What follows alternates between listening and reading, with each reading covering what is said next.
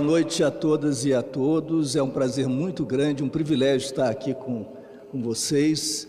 O desafio, mais especificamente, que me cabe refletir sobre segurança pública, e a questão particular das escolas, no contexto mais amplo da segurança pública, me leva, primeiro, a lhes propor um quadro geral que funcione como uma espécie de cenário, de arena, de palco, que abrigue as questões mais específicas sobre as quais nós deveríamos nos debruçar em seguida.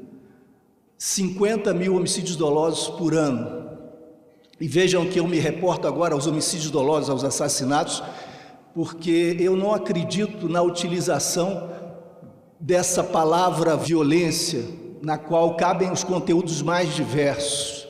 Se nós tomarmos violência como nosso objeto, nós nos perderemos num universo uniforme, homogêneo, que é irreal, porque a realidade não é homogênea, não é uniforme, não é linear, ela é composta por fragmentos, circunstâncias, contextos, situações, as mais diversas, itinerários, trajetórias, as mais distintas, e situações que nos conduziriam a interpretações sobre raízes e consequências, pressupostos e efeitos os mais diversos.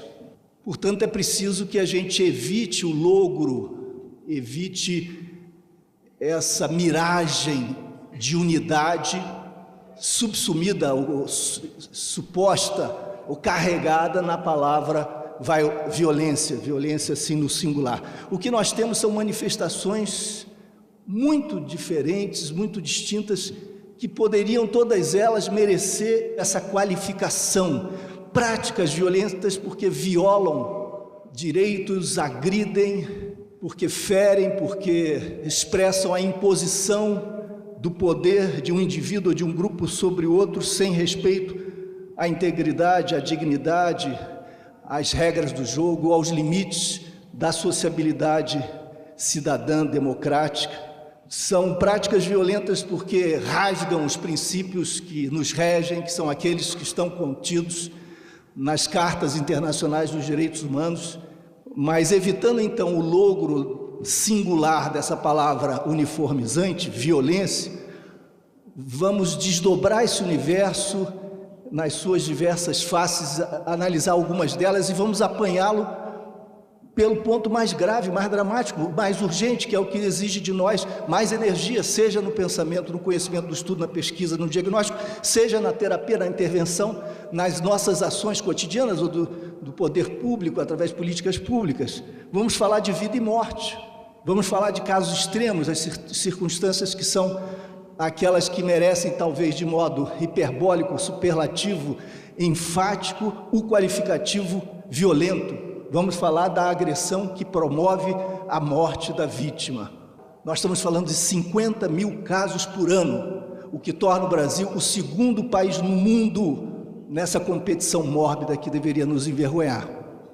Quando nós nos orgulhamos de ingressar no concerto das nações numa posição que nos envaidece, no 6º PIB do mundo, 6º PIB global, nós deveríamos lembrar que essa conquista traz consigo uma responsabilidade que é de reverter a situação vergonhosa de nós sermos o segundo país do mundo em violência letal e intencional em homicídios dolosos. Eu estou falando de números absolutos. Números relativos nos colocariam numa situação distinta. Nós seríamos quinto colocados na América Latina. Mas isso também não é muito favorável a nós, porque a América Latina, a despeito das imagens idílicas, idealizadas, de um paraíso tropical, ou de um paraíso nem sempre tropical, né? Mas, enfim, de um paraíso humano, de riqueza marcada pela afetuosidade, etc. E pode ser certamente tudo isso também, mas a América Latina concentra 42% dos casos de violência letal produzido por arma de fogo. As mortes provocadas por armas de fogo em práticas, portanto, violentas, incluindo as regiões que estão em guerra em todas as partes do mundo, 42% desses casos se concentram na América Latina. Então, sermos o quinto país atrás de Venezuela, México, Colômbia, Guatemala, às vezes o México sai duras, etc. Isso não é assim gratificante. E em números absolutos somos o segundo país no mundo, atrás apenas da Rússia. E aí eu lhes trago também um dado aterrador, que provavelmente já é conhecido por vocês, mas não deixa de ser, sempre que o ouvimos, de novo surpreendente. Vocês sabem, dos 50 mil casos por ano de homicídios dolosos, crimes mais graves, quantos são investigados com sucesso? 8%. 8%. Isso significa que 92% dos crimes mais graves no Brasil permanecem impunes, porque não por falha da justiça, mas porque eles sequer chegam ao exame judicial. Eles não passam pela mediação inicial do inquérito no estágio policial. 92%. Aí vocês diriam, nós diríamos, todos dizem ao observar o caso brasileiro, Brasil, país da impunidade. Errado, paradoxalmente errado. Nós já somos o terceiro país do mundo em população carcerária, abaixo apenas de China e Estados Unidos. Nós temos 540 mil presos e mais, temos a taxa mais veloz de crescimento de população carcerária do mundo. Nós tínhamos 140 mil presos em 1995 e hoje nós temos 540 mil, sem falar dos mandados de prisão que estão por aí circulando e ainda não foram aplicados, cumpridos. Então há um paradoxo. Nós temos a terceira população carcerária do mundo, a taxa mais veloz de crescimento dessa população carcerária e, por outro lugar, simultaneamente, nós somos também o país da impunidade no que diz respeito aos crimes mais graves, os homicídios dolosos.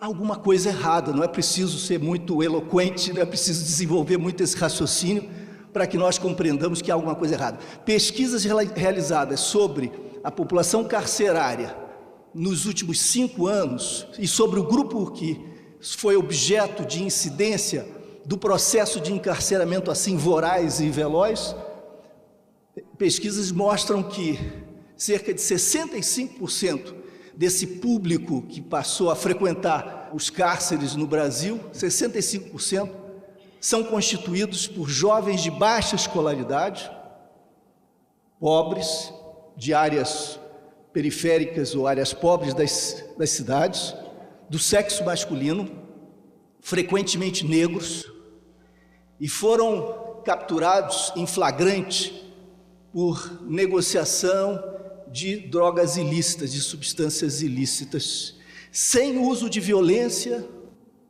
sem recurso à arma e sem vínculo à organização criminosa.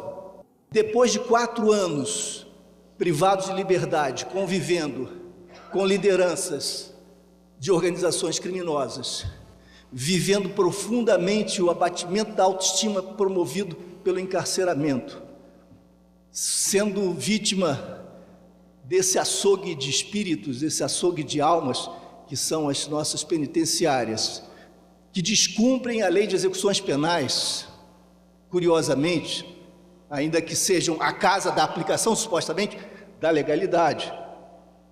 Esses jovens, alvo de violações as mais diversas dos seus direitos mais elementares, que já tinham dificuldades na inserção no mercado de trabalho, dificuldades provavelmente nas suas trajetórias individuais, na formação de si como sujeitos e cidadãos, possivelmente. Esses jovens de baixa escolaridade, depois de 4 anos nesse inferno, subjetivamente degradados na sua dignidade, para onde vocês acham que eles vão? Nós estamos promovendo pela mediação institucional e de políticas absolutamente irracionais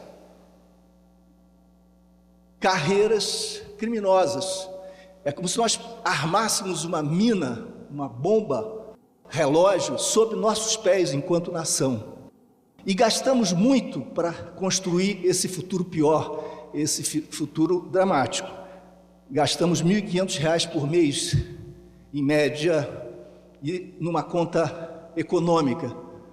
Vocês imaginem o que R$ 1.500 por mês fariam para esses jovens, do ponto de vista da complementação educacional, para suas famílias, do ponto de vista da inserção comunitária ou no mercado de trabalho, para a elevação da sua autoestima, ainda que sim, de modo a, de alguma forma, mostrar-lhes também a necessidade do respeito aos limites, às regras do jogo, para que esse jogo cidadão do Estado Democrático de Direito fosse compreendido, fosse assimilado, fosse valorizado, fosse legitimado na prática, nos sentimentos, na composição de si mesmos como sujeitos.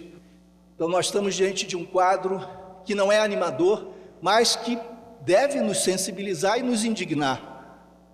Uma das questões, para mim, humanas, existenciais, mas também antropológicas e sociológicas mais desafiadoras, mais enigmáticas, mais perturbadoras e inquietantes que eu conheço no Brasil contemporâneo, é justamente essa nossa incapacidade, enquanto nação, de mobilizarmos-nos em torno dessas questões, a partir de princípios que nós, afinal de contas, compartilhamos, que tem a ver com as nossas tradições religiosas, que tem a ver com os valores que estão contemplados na Constituição promulgada em 88, que tem a ver com os marcos, que são os marcos normativos que nós reconhecemos, que nós prezamos. A nossa insensibilidade, a nossa indiferença, a nossa negligência, o nosso imobilismo, a nossa inércia, a nossa incrível capacidade de naturalizar o inaceitável e o intolerável, fazendo-o se tornar parte da natureza, parte da paisagem. Por exemplo, o Rio de Janeiro é assim. Tem praias lindas e montanhas, um clima próprio para turismo e mais de 1000 mortes provocadas por ações policiais por ano. Quem morre, não preciso lhes dizer, são também os mesmos personagens. Nós estamos falando dos jovens pobres e frequentemente negros, estamos falando das favelas e periferias. São Paulo está bem abaixo dessas taxas, mas preocupantemente tem se aproximado e de forma insidiosa, intensa, preocupante desse patamar. Então, nós estamos diante de um quadro que não é exclusivamente fluminense ou carioca, é também um quadro nacional e começa a ser cada vez mais, volta a ser cada vez mais também um quadro paulista. Então, de qualquer forma, é um tema nacional.